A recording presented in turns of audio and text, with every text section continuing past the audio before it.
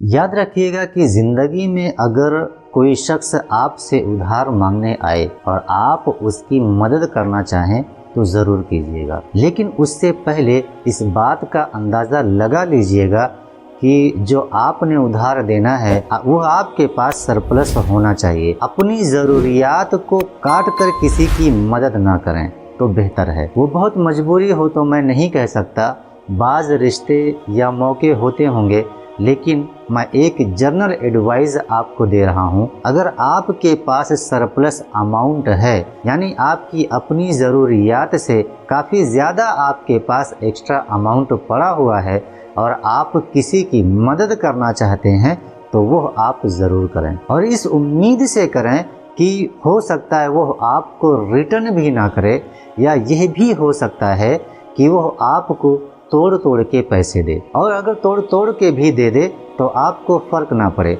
लेकिन जब आप अपनी ज़रूरियात, वो जो आपकी घर की, आपके बच्चों की, आपकी होती है, उसमें से काट के किसी को उधार दे देते हैं और फिर वो उधार आपको उस वक्त वापस नहीं मिलता जब आपको ज़्यादा ज़रूरत होती है, तो आप सिर्फ अपने लिए अजियत का बाइस नहीं बनते हैं, बल्कि आप एक एम्बैरेसिंग सिचुएशन में आ जाते हैं। आप लो फील करना शुरू कर देते हैं और फिर पछतावे के अलावा आपको कुछ नहीं मिलता। So I personally believe helping people is very important. आपके अपने दोस्तों में, रिश्तेदारों में, मतलब जहां आप किसी के लिए कुछ कर सकते हैं, दिल से और जान से आप कीजिए, लेकिन कुछ पैरामीटर ज़रूर होनी चाहिए।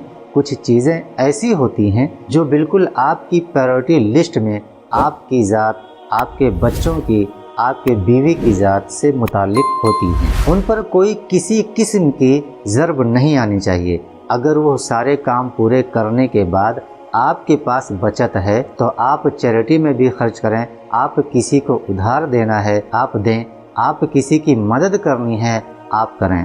लेकिन मेरा यह जुमला याद रखिएगा, वी शुड लर्न टू से नो।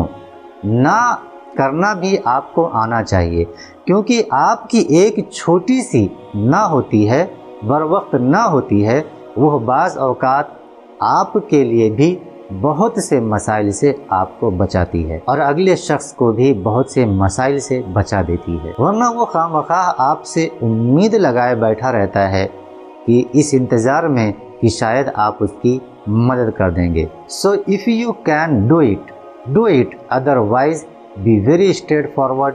Take care. खुदा हाफिज़।